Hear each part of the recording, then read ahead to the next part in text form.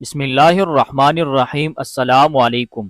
وہ رات جس میں قرآن کو واپس آسمان کی طرف اٹھا لیا جائے گا، نہ لوگوں کے دلوں میں قرآن کی کوئی آیت بچے گی اور نہ قرآن نسخوں میں باقی رہ جائے گا۔ یہ رات کب آئے گی اور کون سے لوگوں کے دلوں سے قرآن اٹھا لیا جائے گا؟ تفصیلات کے لیے ویڈیو کو آخر تک ضرور دیکھیے گا۔ محترم ناظرین، قرآن مجید اللہ کی وہ واحد کتاب ہے جس کی حفاظت کی ذمہ داری خود اللہ تعالیٰ نے لی ہے۔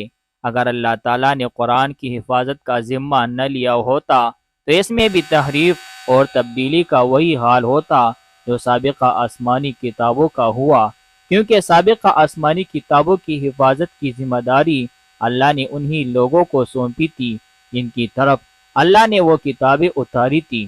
قرآن ایک عظیم کتاب ہے، اس کی تلاوت کرنے والا عظیم ہے، اس کو یاد کرنے والا عظیم ہے۔ قرآن کی تلاوت کرنے والا شخص کتنا عظیم ہے، اس کا اندازہ آپ حضور صلی اللہ علیہ وسلم کی اس حدیث سے لگا لیجئے۔ حضرت ابو ہریرہ رضی اللہ تعالیٰ عنہ سے مروی ہے کہ حضور اکرم صلی اللہ علیہ وسلم نے فرمایا، حسد یعنی رشک تو بس دو آدمیوں سے ہی کرنا جائز ہے۔ پہلا وہ شخص جسے اللہ تعالیٰ نے قرآن پڑھنا و سمجھنا سکھایا تو وہ رات اور دن کے اوقات میں اس کی تلاوت اور اس میں غور و فکر کرتا ہے۔ اس کا پڑوسی اسے قرآن پڑھتے ہوئے سنتا ہے تو کہہ اٹھتا ہے کہ کاش مجھے بھی اس کی مثل قرآن عطا کیا جاتا تو میں بھی اس طرح عمل کرتا جس طرح یہ کرتا ہے۔ اور دوسرا وہ شخص جسے اللہ تعالیٰ نے مال بخشا ہے اور وہ اسے اللہ تعالیٰ کی راہ میں صرف کرتا ہے۔ دوسرا شخص اسے دیکھ کر کہتا ہے کہ کاش مجھے بھی اتنا مال ملتا جتنا اسے ملا ہے تو میں بھی اسی طرح صرف کرتا جس طرح یہ کرتا ہے۔ ایک رات آئے گی کہ جس رات یہ قرآن انسان کے دلوں سے اٹھا لیا جائے گا، لوگ پریشان ہوں گے، جلدی جلدی آ کر قرآن کھولیں گے لیکن نسخے میں قرآن کے الفاظ نہیں ہوں گے۔ یہ رات کن لوگوں پر آئے گی؟ ناظرین، حضور صلی اللہ علیہ وسلم نے فرمایا، اسلام اجنبی حالت میں شروع ہوا، عنقریب پھر اجنبی بن جائے گا، لہٰذا ایسے وقت میں اس پر قائم رہنے والے اجنبیوں کے لیے خوشخبری و مبارکبادی ہے۔ مفہوم یہ ہے کہ اسلام جب آیا تو اس کے ماننے والوں کی زندگی جس اجنبیت کے عالم میں گزر رہی تھی، یہاں تک کہ لوگ ان سے نفرت کرتے تھے اور ان کے ساتھ اٹھنے بیٹھنے کو اپنے لیے حقارت سمجھتے تھے، انہیں تکلیفیں پہنچاتے تھے۔ ٹھیک اسی اجنبیت کے عالم میں اسلام کی آخری دور میں اس کے پیروکار ہوں گے، لیکن خوشخبری اور مبارکبادی ہے ان لوگوں کے لیے جنہوں نے اس اجنبی حالت میں اسلام کو گلے لگایا اور جو اس کے آخری دور میں اسے گلے سے لگائیں گے اور دشمنوں کی تکالیف برداشت کر کے جان و مال سے اس کی خدمت و اشاعت کرتے رہیں گے۔ یا اس کا مطلب یہ کہ اسلام اجنبی بن جائے گا، اس کو لوگ نہیں پہچانیں گے، وہ لوگ نماز روزہ زکوٰۃ کو نہیں پہچانتے ہوں گے، حتیٰ کہ یہ کہے کہ ہم یہ کلمہ لا الہ الا اللہ اپنے بوڑھے آباء و اجداد سے سنا کرتے تھے۔ ناظرین، قرآن کا اٹھایا جانا قرب قیامت کی نشانیوں میں سے ایک نشانی ہے۔ آقا کریم صلی اللہ علیہ وسلم نے فرمایا، قیامت سے پہلے ایسا زمانہ آئے گا جس میں علم اٹھ جائے گا اور جہالت پھیل جائے گی۔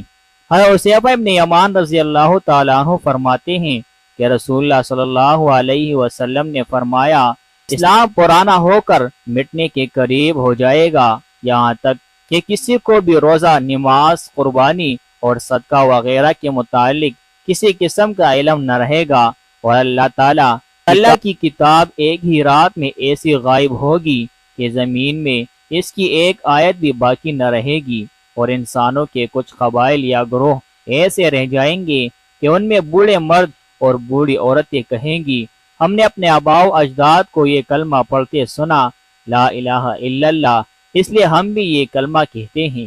حضرت حذیفہ کے شاگرد سیلا نے عرض کیا، لا الہ الا اللہ سے انہیں کیا فائدہ ہوگا جب انہیں نماز کا علم ہے، نہ روزے کا، نہ قربانی کا اور صدقے کا، ان سب کا مطلقاً کوئی علم نہیں۔ اس پر حذیفہ رضی اللہ تعالیٰ عنہ نے ان کی طرف سے منہ پھیر لیا۔ انہوں نے دوبارہ عرض کیا، حذیفہ رضی اللہ تعالیٰ عنہ منہ پھیرتے رہے۔ تیسری مرتبہ میں ان کی طرف متوجہ ہوئے اور فرمایا اے صلہ، لا الہ الا اللہ انہیں دوزخ سے نجات دلائے گا۔ 3 بار یہی فرمایا۔ اس طرح ایک اور روایت حضرت عبداللہ ابن مسعود رضی اللہ تعالیٰ عنہ سے مروی ہے کہ یہ قرآن تم لوگوں کے درمیان سے کھینچ کر نکال لیا جائے گا۔ ان سے پوچھا گیا کہ اے ابو عبد الرحمن یہ کیسا ہوگا، جبکہ ہم نے قرآن کو دلوں میں محفوظ کر لیا ہے اور مصاحف میں اچھی طرح لکھ دیا ہے؟ تو انہوں نے جواب دیا ایک رات کو وہ اٹھا لیا جائے گا، پھر کسی بندے کے دل اور کسی مذہب میں قرآن کا ذرا سا بھی حصہ باقی نہیں رہے گا۔ پھر حضرت ابن مسعود رضی اللہ تعالیٰ عنہ نے یہ آیت پڑھی، اگر ہم چاہے تو جس قدر آپ پر وحی بھیجی ہے سلب کر لے، پھر اس کو واپس لانے کے لیے آپ کو ہمارے مقابلے میں کوئی حمایتی نہ ملے۔ حضرت عبداللہ روایت کرتے ہیں قرآن کی کثرت سے تلاوت کیا کرو اس سے پہلے کہ اسے اٹھا لیا جائے۔ لوگوں نے دریافت کیا ان مصاحف کو اٹھا لیا جائے گا، لیکن جو انسانوں کے سینوں میں ہے اس کا کیا ہوگا؟ تو حضرت عبداللہ نے فرمایا ایک رات ایسی آئے گی کہ لوگوں کو قرآن کا علم ہوگا لیکن اگلے دن انہیں اس کا علم نہیں ہوگا۔ وہ لا الہ الا اللہ پڑھنا بھی بھول چکے ہوں گے اور زمانے جاہلیت کی باتوں اور اشعار میں مبتلا ہو جائیں گے۔ یہ وہ وقت ہوگا جب قیامت قائم کی جائے گی۔ حضرت عبداللہ ابن ابی اوفا رضی اللہ تعالیٰ عنہ سے روایت ہے کہ میں نے رسول اکرم صلی اللہ علیہ وسلم کو یہ فرماتے ہوئے سنا کہ لوگوں پر دنیا کی 3 راتوں کے برابر ایک رات آئے گی، جب یہ رات ہوگی تو نفل پڑھنے والے اسے پہچان لیں گے تو ان میں سے ایک شخص سو کر اٹھے گا اور پھر نفل میں تلاوت کر کے سو جائے گا، پھر دوبارہ اٹھے گا، پھر پڑھ کر سو جائے گا۔ اسی دوران لوگ چیخ و پکار کر کے ایک دوسرے سے پوچھیں گے یہ کیا ہو رہا ہے، اور پھر مسجدوں کی طرف بھاگیں گے۔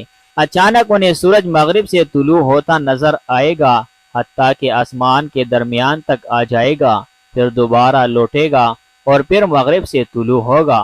نبی کریم صلی اللہ علیہ وسلم نے مزید فرمایا کہ اس وقت کسی کا ایمان اسے نفع نہیں دے گا۔ اس نشانیوں کے بعد قیامت واقع ہوگی۔ اللہ تعالیٰ سے دعا ہے کہ اللہ پاک ہمیں قیامت کے فتنوں سے بچائے، آمین۔ پیارے دوستو، کمنٹ باکس میں اللہ تعالیٰ کی 99 ناموں میں سے ایک نام ضرور ٹائپ کرے۔